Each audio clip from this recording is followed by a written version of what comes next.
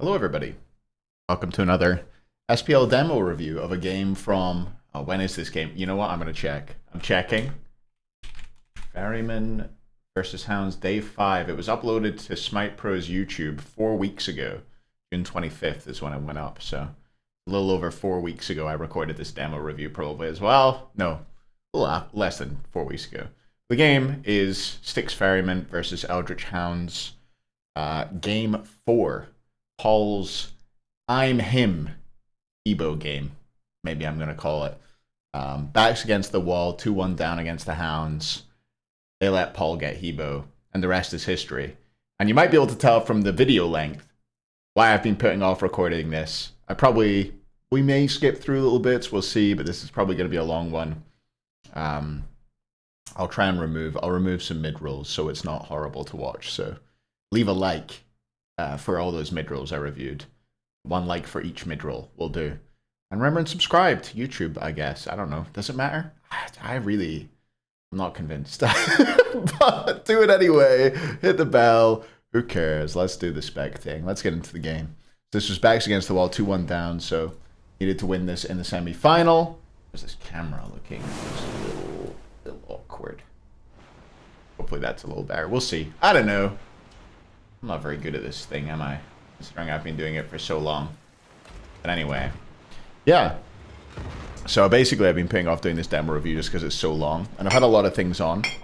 But I recorded it prior to like the patch coming out after this game was played so that I would have at least one game to watch back.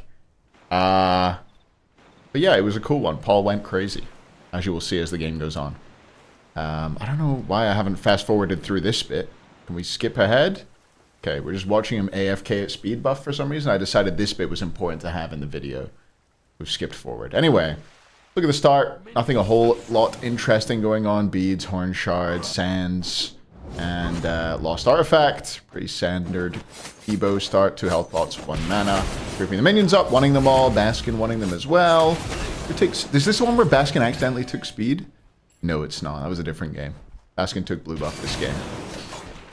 Oh, I was going to turn the volume down slightly, wasn't I? I think the game volume was a little loud when I checked my audio balance before this video. Probably should have remembered what I was doing. Useless. Anyway, it's Monday night. Good damage onto Benny, and they kill him. Damn. Hebo, I think that is the thing that makes Hebo so strong in comp. For some reason I pulled up player damage there. It was mostly Sino who put the damage out. Sino, I think, had a great tournament this event. That's the thing I think is really strong about Hebo and comp is his it's not so much his 1 and his ult. It's his 2 and his 3. The ranged knock-up is so powerful. And you'll see the way Paul uses it. But it's difficult to beads. And once you're knocked up, you get so blasted. And look at the way Paul plays. He's so aggressive. There's no chance he's beadsing there either. And now, look, are they going to kill Oath as well? No, Oath manages to get out, it looks like. You get the pin onto him. But man, I love the way Paul plays when he's kind of in this... I don't know how to describe it, but he gets in this state where it just feels like he can do no wrong, you know? Like, I feel like he holds abilities and relics when almost nobody else would. Sometimes when you're watching him. Which is what makes him arguably the GOAT mid laner, I think. Is there conversation, Yaman, Paul? I think nowadays it's really hard to... I'm a big Yaman fan. I think he was an incredible player. But I think nowadays it's hard to argue against Paul with the sort of length of goodness. Oh, that length of goodness that Paul provides. He's been just at the top of the game and at the top of his role for so long and have so many individual performances, so many great world championship runs, that it's really difficult to put Yaman above him anymore, I would say. Anyway, back for tier 2. Lost artifact. So will beads after getting blinked on by Oath. Again, the knock up there. Doesn't hold his relics this time. Smartly, I think. I don't know if he would have died. It was just the Circat. Nice play by Oath to force relics out. Force the beads out. Anyway. But yeah, we're in for the long run here. It's Monday night. Just back from the pub quiz. A little 3rd place finish for us. Which is not bad. The two teams that always beat us beat us. It's the way it is. Difficult one. There was a question. There was a question that was slightly relating to Greek stuff, I guess. Which Greek element was named after the... Which element was named after... Oh, ult down! He ults the wave! He got it! Which element was named after the Greek word for sun? And I didn't get it. I couldn't think. I was like, sol? Solium? Sodium? Sol? Selenium? It's helium. Helios. Anyway, that's enough about the pub quiz. It was a good time, though. I do like the pub quiz. But yeah. Paul farming out does go coin first item. So straight away working into that percent pen. A little bit of movement speed, a little bit of MP5, some power. You know, it's an item that does stuff. It's pretty good. But yeah, wants to get those stacks going early. I think it makes sense. I think I do probably prefer it in mid over the Doom Orb option. And if Paul's doing it, then we should all probably do it, right? Goat Hebo? Is there a better Hebo? I'm trying to think. There's been a lot of good Hebo jungles. But is there a better Hebo than Paul? I think Paul might be the GOAT Hebo. He's just the GOAT, man. Had enough of it. But yeah. I think all 5 of the Ferrymen were pretty good this event. Baskin, I think, could be argued. I think Baskin was MVP this event. But I think, like, all of them played pretty well. Sino had a big step up, I think. The gods he was playing, the way he was playing. I think he totally owned Panatom in the final as well. This match was great as well. The last we'll get to see of this Hounds roster, huh? But yeah, probably a little bit of a slow start here. 1-0 for Paul. And me, Paul, was apparently not fast-forwarding at this point. I think at a certain point I started fast-forwarding through and I was like, oh, maybe I'll go through and edit at some point. I'm not going and editing a 45-minute video before recording the commentary. I'm just going to commit to the bit. I could talk all day. Can I? We'll see. I'm definitely going to run out of things to say eventually. But for now, we'll just watch Paul wandering about. See, look, corner checking. Does end up having to beads, but it was a nice corner check. That's something that you can kind of bring into your own games. It's something you'll see a lot in comp, is using the 3D view that we have in Smite to check things without putting yourself in max danger, you know? Like, I think the average player isn't that cautious around their own green buff there, right? But Paul probably has some comms. I didn't check what I was showing there on the... He'll have comms knowing where people are. And he just checks his corners safely. And even then he lost his beads. It was a nice try by Oath and Quig. Coin as well for Benjamin Q. And he just bloody breastplate. Oh! Was that my... I think that was when I was recording. I just moved my mouse there and I got the... I have like a thing which tells me my DPI. I've turned it off now. Turned the sound off anyway. But yeah, my Logitech gaming software, whatever. My mouse disconnects when it's not being used for a while, I guess. And when you're spectating, you don't use your mouse all that much unless you're clicking between things, which I'm not. And yeah, I won't have to click between things in this game because we're sticking with Paul. And spoilers, he does not die in this entire game. Here he goes, rotating over to left, sees the fight going on. Benny, Oath. Oh, just kind of standing safely, doesn't want to overcommit, avoids getting hit by that two-man knock-up. Water Hands doesn't really hit anybody. They're going to go on Quig? I don't feel like they can kill Quig, can they? Should still have... Oh! Oh! Oh! So close, man. But look at that. Even though, like, he could have chased that kill, he doesn't know if the guy's going to survive 1 HP, but as soon as he sends out his 3 and his 1, he's immediately pathing out almost before they connect. I do think, by the way, if you want to play Hebo like Paul, and if you want to be like a really good Hebo player, he's one who there's certain gods who you've got to fire on the instacast for. And I think Hebo is definitely one of them. The 3 and the 1, you should be instacasting those. I think you should be instacasting all his abilities. It feels so much cleaner when you do. It might be difficult to get used to. But once you do it, if you're a normal cast player, like I am. I'm a normal cast pleb. I do have a lot of abilities on Insta. You can see his leveling order here, by the way. I did try and Pay attention to that. Leveling the 3 over the ult. I think it's just because the ults, I think it's 50 base damage it goes up per rank.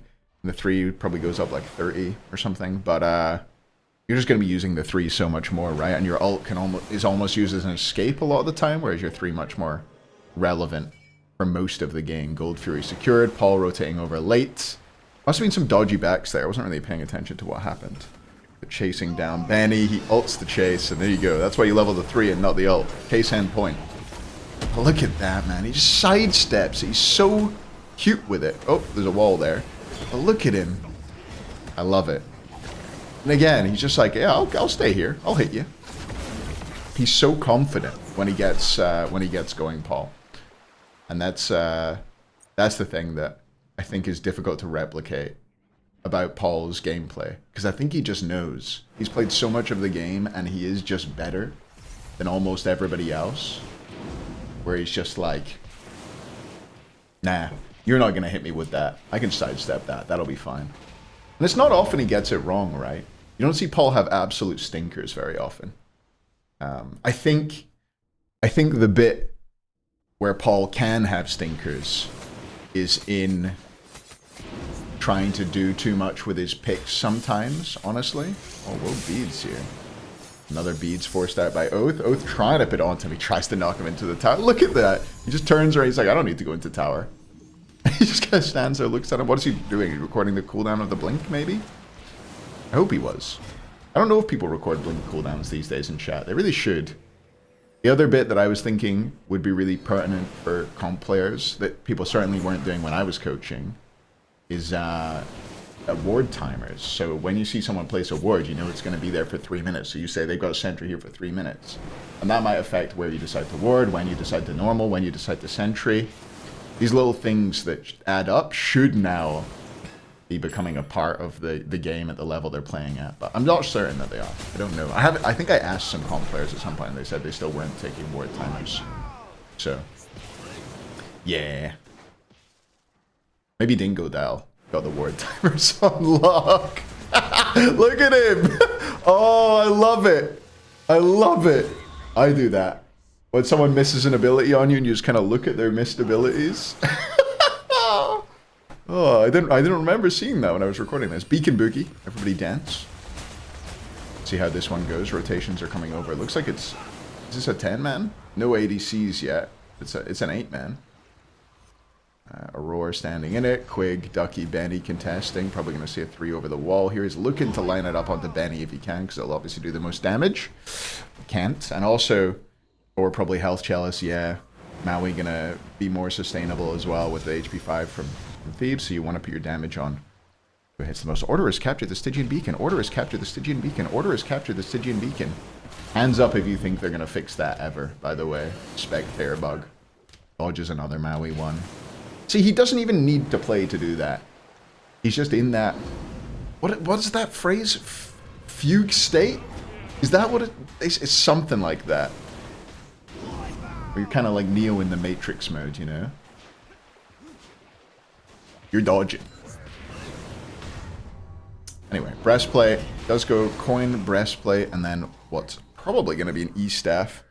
Makes sense to go... When you go just prots, they're not all that relevant. But when you go prots and health, obviously having more health means that the damage that you're reducing is more significant, if that makes sense. So you can... you have more health, so you survive more, so you mitigate more over time, I guess. Because you see the leveling. He did max out the 3, then start leveling the ult. But yeah, especially in this aura meta with a Ganesh, he's going to be so tanky. He goes a breastplate, gets an E-staff. He's got the Thebes aura, the Sov aura. Don't know if this will be a heroism from Aurora. I can't remember in the game. I think it's likely to be a heroism. It's a pretty good heroism game, right? But he's got the Ganesh 2 as well to give aura prots. It's just a great game to be tanky, so the other team should be investing into percent pen heavily.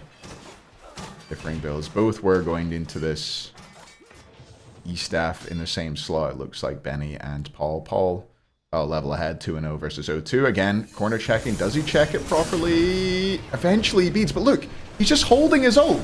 He's just running around, dodging everything. He has no beads. God, I can't even speak. And then he ults. It's unbelievable. You know what? That's worth a replay. Let's go. Let's just go back. Let's watch this again. Oh God, where was it? It's here. Okay. Just watch him. So he sees... He knows there's 3 people here. He's like, okay, I'll beads. And then he's like, oh, nah. I'll just dodge the Circuit too. Doesn't matter that I don't have beads. I'll just, I could ult now. Nah, I'm gonna ult now. Saves it for like 10 seconds after he loses his beads to a Circuit ult. It's just crazy, man. I cannot believe that he does that. How? At this level? And it's like a combination of like confidence in your own abilities and a little bit of disrespect for the enemies as well. He's like, you're not gonna hit that. You don't have the follow-up to kill me. You don't have the balls to kill me. That's what he's saying. Kills Quig. Not Twig. That'll be a fun one for the casters next phase, huh? Quig and Twig. Captain Quig and Twig. That is, I do not envy the casters on that. But they get the second Gold Fury of the game. First one did go to the Hounds. Paul opening up a little lead. 3-0, 3 coin stacks. E-staff done, working on... a shard? Question mark? That's my prediction, I think. We shall see. Not crazy auras on the other side. I don't know if there will be a Heart Ward or anything coming. What's Ducky done here? He's got spikes into E-ring. Did he misspy? It's got to be a misspy, right? Whoops. I don't remember. I think I do remember this happening. Being like, yeah, it's got to be a misspy. A long time ago. It's a month ago. Yeah, apologies. Someone has been chasing me up on this in the comments. I'm really sorry it took me so long. There's been a lot on. And then there's going to be quite a lot of content coming to the channel in the coming days. I'm setting up some more interviews with SPL teams who made roster changes. The Kirimi one is up. If you didn't check that out, I'd recommend watching it. I think it was like a really great interview. I thought Kirimi gave some great insight. There was some interesting stuff that like I found the chat about like how Kassir talked to each of the team about who they would replace and why and things like that. Really interesting. And Kirimi was just genuine and lovely. I would recommend checking that interview out. And there will be more to come. I think I'm doing one with Biggie and one with Neil and Benny. And then that'll be all the... And then maybe one with Netrioid as well. I haven't fully ironed that out. And maybe Netrioid plus Genetics. We'll see.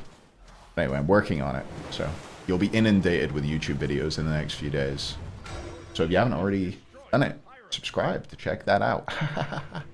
Sell out. And check out the sponsor of today's video. Monster Game Hunter, the new mobile game where you spend loads of money. God.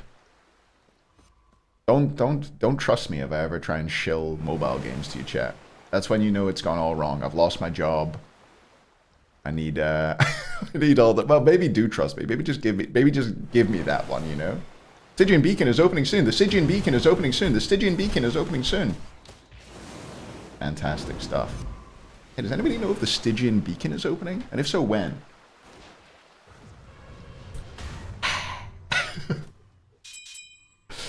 I guess there's not going to be much comp on this patch, right? We're only going to have the upcoming tournaments. We've got Roll Stars. I think Roll Stars is actually going to be fun. And then we've got like the there's All Stars and Roll Stars, right? I think the 3 onto Benny doesn't do it. It is going to be a shard, by the way. Well, it could be a spear. I guess. Spear of the Magus. It's weird that Spear of the Magus doesn't build off the Spear tier 2 there anymore. It's a little bit of a disconnect. Unplayable. Game unplayable. Sadly. Percent pen items all build off the same tree. What else is going on? I'm drinking some water. Yeah, not much. Not much. New patch notes came out today for bonus balance. Some good stuff in there. Martika is getting nerfed again. I think the movement speed getting nerfed on his 3 is actually underrated.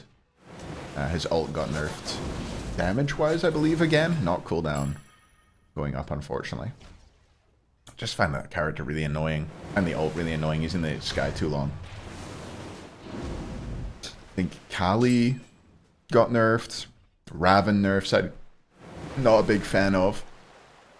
Got his 1 and his 3 nerfed. I don't feel like his 1 and his 3 damage are really a big problem. Nobody ever gets hit by Raven 1. And it's like, what the hell? That Raven 1 one-shot me. Nah, not really.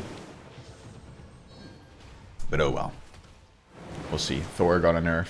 Power on his passive and scaling on his 2, which I thought was a bizarre one. But hey, sometimes those little nerfs take effect. And I feel like he's more of a problem in solo than in jungle, at least at high levels. Like, I'm not really bothered about playing against Thor in jungle. I think solo is much more of an issue.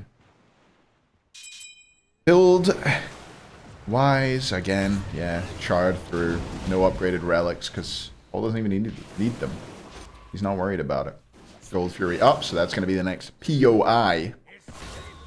Shout out to Myflin. I don't know why I enjoy mispronouncing people's names deliberately so much, but I do. If someone asked me to stop, I definitely would stop. But no one has, so I'm not going to. And if any of you in the comments ask me to stop, I'll assume you're doing a bit. It's a joke. So I won't be stopping. I'm not sure I can.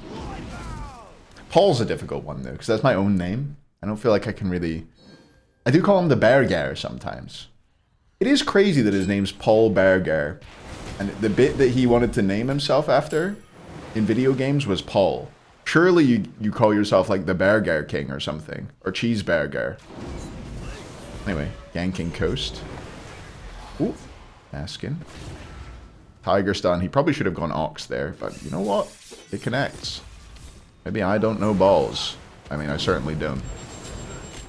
They pick up the kill. Is that both relics from the head sheet? Oh, no shell. He didn't shell. Holds it. Interesting he went for a shell this game. Maybe it feels like it'll help against the Erlang dive. I hate playing against Wukong.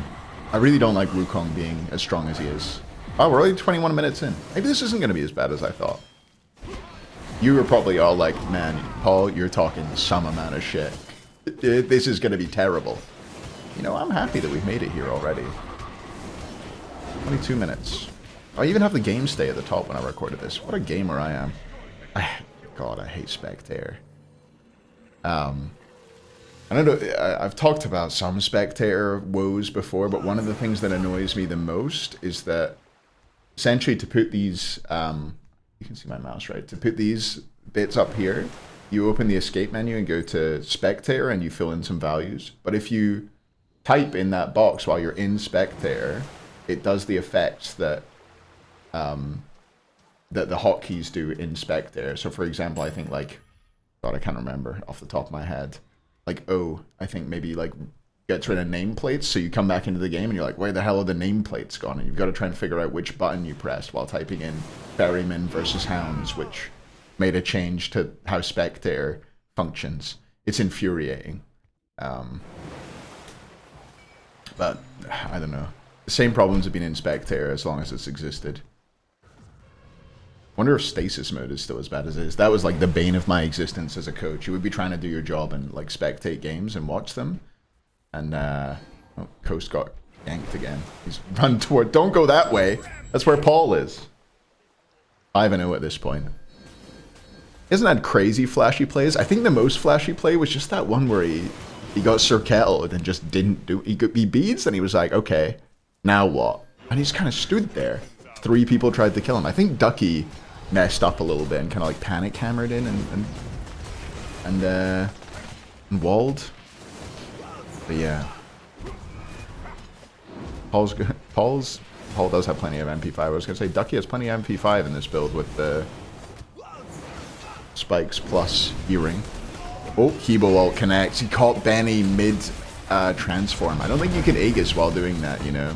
Or maybe you can now, but he certainly didn't.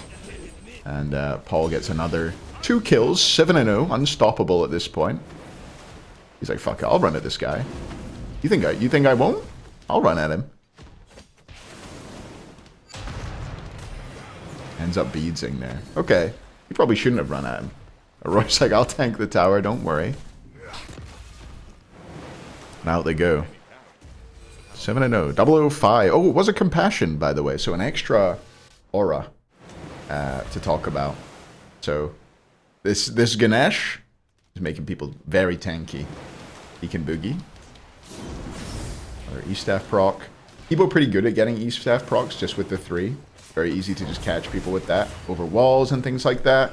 It's such a powerful ability for competitive smite, ranged knock-up. So, like, ranged CCs are strong, but like a ranged CC like a Thor wall, it depends a Tyrant versus Tyrant, or no more. Prepare for the Titans, prepare for the Titans, prepare for the Titans! Anyway. Like, things like Thor wall are really strong, but at least you can, like, when you get hit by those round a corner, you can beads them. Like, if you get hit by a Hebo 3, you kind of gotta know it's coming to 3 it. It's very, very difficult to 3 on reaction. And then once you're in the air, you know, that's it. You're CC'd. There's no cleansing. So that's why Hebo 3 is so powerful in my opinion. I mean, look at that. Straight up, straight down. Cyclone credited with that one. He lets his teammates get some kills. The Titans have been unleashed. The Titans have been unleashed. The Titans have been unleashed. Oh, this is when it was the good old FG sound. I think they have fixed that now, which is nice. Gets another one. Okay, that's the first kill. I'm like, yeah, he didn't really deserve that one. He didn't earn that kill. They're going to kill the Titan. Looks like they will kill the Titan before fire. Fly their Titan, run it down mid. Chaos Titan has been driven back. Chaos Titan has been driven back. Chaos Titan has been driven back. You can tell I'm not annoyed by this at all, huh? Still in the game now, by the way. And I doubt it's getting fixed in bonus balance, so the joys. Got the EU SEC tournament on at the moment, if you've not, or that was on at the weekend, rather. We got NA coming up next weekend. It was pretty fun to watch. Some good smite. Pretty long games, quite European, I would say. There were some long ones, there was some low kill early games, shall we say. But it was fun. There was were they called the Yomi Tanuki? I forget the names because they change so often. You know, like who's on which team. But the 6th seed did a pretty long run. The team with Streak Up and stuff on it. They had a great tournament. And then Hawk got kicked by Hex Mambo before the tournament and ended up winning the whole thing, taking them down in the final, which was cool. So there's been a lot of roster changes, and that team in particular, the Niflheim Wargs, Rapio, their jungler retired, and their solo laner Kona got called up to the SPL, so they brought in Hawk. And I think they kicked their mid, that was Gunter, right? I don't know if they kicked him, but he's definitely not on the team anymore. So Hawk joined that team, so did Worst Turtle, and so did a solo laner. Hang on. It was Panditch, right? Was it Panditch? I think so. And yeah, they looked good. They looked really good. It's cool that they won the tournament despite, you know, triple in, well, at least double enforced roster change. Both's dead here. Another, that one could have gone to Paul. Maybe shouldn't have ulted. I don't know. Probably worried about the Surcat getting out. Better to use the ult than to hold on to it. Did go Reaver in the last slot. Fully 6 slotted. Fully stacked coin. Upgraded his breastplate.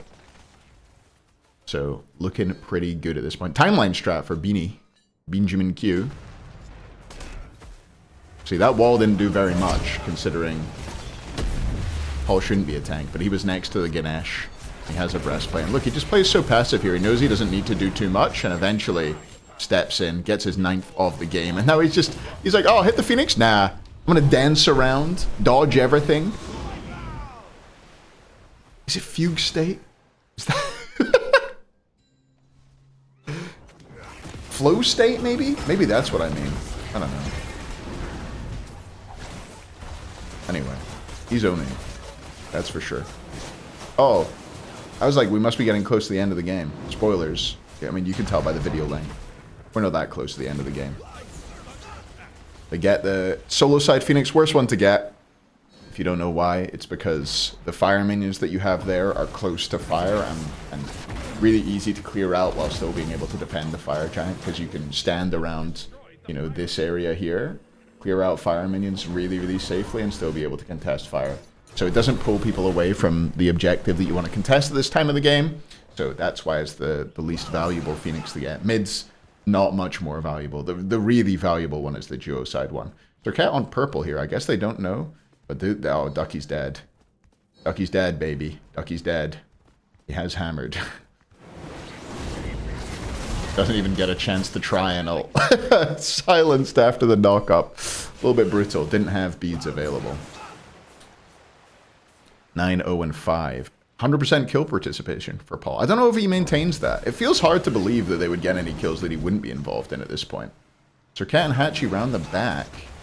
Paul just steps forward. This is something that I also really like in comp play. I feel like it's especially pertinent in like FG fights.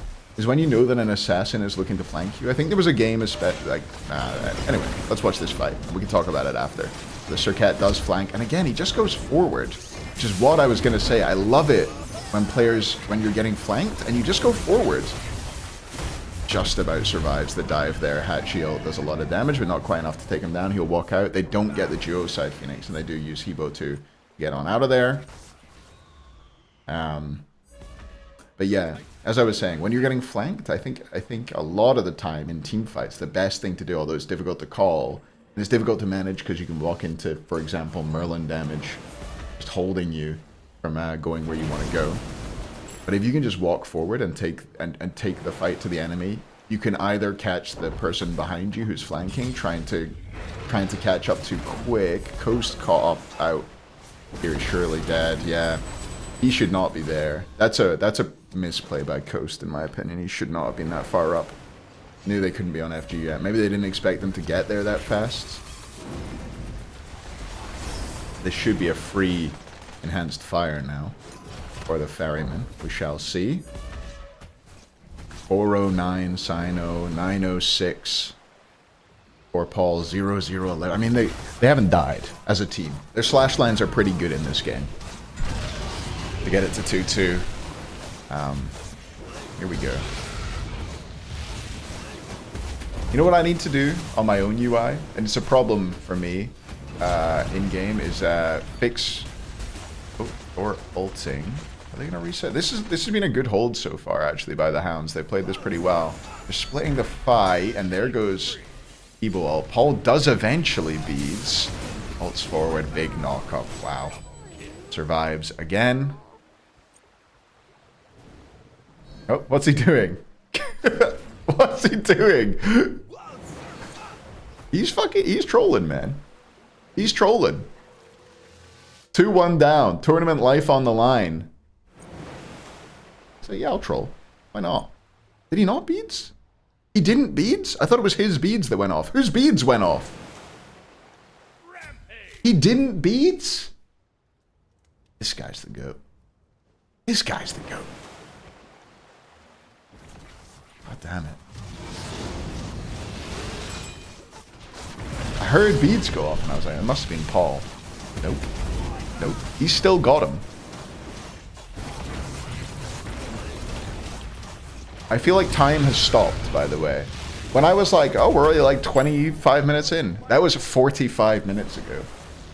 And we're only at 34 minutes. What's going on? Spectator bug, maybe? Surely the game ends soon. We got another 11 minutes. Another 11 minutes to go. Spoilers. So you can all sit back, relax.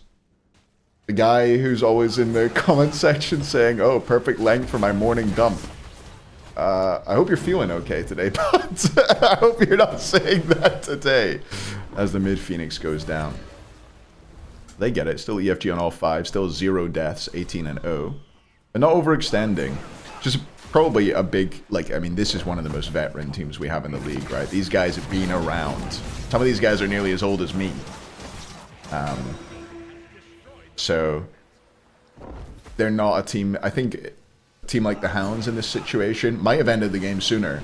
Definitely would have tried to accelerate and given the opportunity to throw the game. But it feels like the Ferryman just very much, you know, like veteran shot calling, going through the motions, not taking any risks, not taking any fights where I think the key to playing a good late game, I've talked about this ad infinitum almost in every sieging video I ever talk about, and a lot of the late game analysis I do. But the key to the late game is not taking fair fights. You don't want a fair fight. And when you're ahead, in a situation like this, you can force an unfair fight. So they've got Oni Fury now, and we'll see what they do with it. Oni Waves, pushing down mid. Oni Fire Waves, in fact, pushing down mid and solo. So there is no reason to take a 5v5 on this Geoside Phoenix. Now that I've said this, somehow they're going to mess it up, and they will end up doing a bad fight, just because I've been bigging them up. But the key to winning this fight, in my opinion, is to make it so that you don't have to fight all of them at once. So Wukong zoning, they go in, they use the... they use the frenzy, they get the Phoenix. Aurora does die, and they did kinda rush that, because you can see the Oni Fire Waves now pushing into the Titan room, the right Phoenix about to respawn. So they haven't... it has happened a little bit there, where they've overcommitted. They did get what they came for, which is the Geoside Phoenix, but now they're going to allow the solo side Phoenix to respawn. They still had, how long an FG? A long time. So they could have waited this out. They could have waited for the Oni Fire minions to push in on the right side. They could have waited for, I don't know. I think what happened there was Baskin got some poke on somebody, maybe forced somebody back towards the fountain room. So they forced the fight there. They felt like they had the advantage. But I think the timing on that wasn't the best, in my mind. Because now, I don't know, there's a bit of downtime here. Right Phoenix gets back up. They clear out the fire waves, but they gained a little bit on that FG and getting the Geoside Phoenix. I would say you would rather have the Geoside Phoenix down when you're going for a fire than both mid and solo. You would trade mid and solo for Joe. Looks like there's a fight in left. What are they? They're ganking at the left Phoenix? They forced Thor ult. Yeah, they're fighting without Paul. I don't love that. He's on his way. Is he going to deny the comeback? No. 3k defense pot, by the way, as if he weren't tanky enough. With his breastplate, and his E-staff, and his Heart Ward, and his Thebes, and his Solve Aura, and his Compassion, and his Ganesh 2. Yeah, throw a 3k defense pot at it. Why not? It's crazy. He didn't want to die. Ooh, Tactical Chester. You don't see this too often, even at the top level. I like it. You gotta be doing that. I think it was a Hounds demo I watched before where they were like going for fire and they had the chance to do a Tactical Chester and they just dropped it on the spot. Just laziness. They didn't even have anything to do, you know? You gotta be min-maxing. Because then boring old failed coaches like me will praise you. And that's really the goal for every SPL player, right? Here we go. Vision control, they're very much in control of vision, and I like that they step up here. They're going to step up and make sure that it's as scary as possible to walk into this area for the red squad. Again, never pull fire as a carry, by the way. You didn't know. It doesn't even say on the debuff, so it's difficult for people to know. But if you're tanking fire, your damage output is reduced. I want to say by 20%, but I don't know off the top of my head. But even if you're an ADC with double lifesteal, don't be tanking it anyway. There's a big fight going on here. I should probably be focused on that. Ult doesn't hit anybody. Will beads. Doesn't panic Aegis. Stands around. Now, still doesn't Aegis. Now he Aegises. Holds it forever. This is such a close fight. Oh, good ult by Quig. Paul somehow steps out of it. I don't know if that was the MS from Marty. Does Marty 3 give other people MS? I'm not sure. Anyway, just barely gets on out of there. A bad fight. Bad fight by the Ferryman. Maybe the second one this game. The Hounds have... That was really impressive, the way the Hounds have held on to this game and stayed in it despite being so far down. They must have played these fights really, really well. But we're not worried about them. We're worried about Paul. He's playing pretty well as well. 18-3, 9-0-7, so still... Wait, no. He doesn't have 100% kill participation anymore. Rip. No, he does. No, he doesn't. Yes, 9 plus 7 is 16, Paul. Not 100%. Missed out on 2 kills. Why are we even watching this guy? Average. You just watch one of my ranked games. Anyway, no beads for 60, so you're going to have to play extra careful, using his 1 just to keep his passive up if you didn't know. You want to be spamming abilities on Hebo, basically, to keep your passive up. One's the shortest cooldown, so it's the one people use. Clearing out FG wards. I don't know how people ward the FG pit these days in comp, because you can't control the entire pit with a single ward. So you have to sort of ward top side and ward bottom side. But then again, looking at how SPL players ward isn't always a good thing. Like, a lot of them were still warding on old FG pit. People were still warding between the pillars on the outside, between FG and Pyro, if you know what I mean. This is hard to visualize, I'm sure. But that was a terrible ward spot. You could get normals on either side of the FG pit that would see the health. And just give you all the vision you needed. It was just a bad ward spot, and it didn't cover anything that it really should have been covering. So I hated that ward. I don't trust the SPL players to ward properly a lot of the time. But I think sentry on either side of, like, on either north and south side of the SG pit, or east and west, if you're looking at it from this direction. Again, hard to visualize. Here and here, or here and here. So that you cover the whole pit and deny the enemy team vision. They go on to Oath. They go on to Sino in mid, rather. Counter-engage comes through. Thorol, it looks like, was used. Ganesh ult controlling the backside. Paul does have relics, again, holding them on the wall. Ganesh ult was used. Wukong ult was used. Erlang ult was used. Serket ult was used. Thor ult was used. And nothing happened. Really. What I was looking at there. Any relics? I did get Sprint, Sunder, and Blink. So, no, nothing really significant used in there. Sino had no beads, which was maybe the reason that Oath wanted to look for a play. I think Sino has like a little bit of a hybrid build here, probably difficult to take down, especially if he gets the ult off and his team get in there. Oh, Benny oversteps real bad. And he's gonna get... Oh, he's stuck! He got walled off. Did use the beads and the ult. Great damage onto Benny. He's just gonna back. We shall see. Looks like he wants to back, get another sentry, heal up a little bit. He's on his way. Bombs for Ganesh and Marty. So they can use those on a Phoenix or on Titan or on Fire. I almost feel like at this stage in the game, 45 minutes in, last fight you're going to have, I wonder if the bombs are worth keeping, to be honest. I wonder if you're better selling those for more vision. Like, get it, sentries and normals? It's a good question. Because if you win the FG fight, you're not really going to have problems taking down a Phoenix. And if you have them on Aurora and Cyclone, neither of those is going to split off and take down a Phoenix on their own on one of the side lanes. You know, like, you're not going to send Aurora over to solo to take down the Phoenix while you four-man push Joe. Doesn't really make sense. So I think it's, I do think bombs are slightly overrated at the moment. I think that people keep them around way longer than they should. Just throw them out there in a fight, throw them out the FG pit. Sometimes you see teams with like 3 bombs for like 20 minutes of the game. Oh, they group up and right. So there's a play looked for here. Do they know? Again, hiding in the Marty grass, just looking for team play. Round the back goes Baskin, gets his ult forced out. Not sure what was used. Serket ult used. Oh, good damage. This is going to be the fight, surely. Timeline strat, Pagman. Dude, he lived for a little bit. Paul gets another one, his 10th of the game. He also took down Quig. So Quig and Benny down. Now is it, the call here is, do you EFG or do you... oh, there's a TP out there from Thor. Oh, they go on Quig and they can't... The Quig Oath. They go on Oath and they catch him, and now 3 down. Now you definitely push. It's an interesting call. I wonder... Yeah, there was very little vision. If you look at this part of the jungle, you can see how little vision the Hounds have there. So they didn't really know. They knew they weren't on fire, to be fair. From the sentry they have topside of the FG pit, so... Maybe could have figured out that they might get ganked there.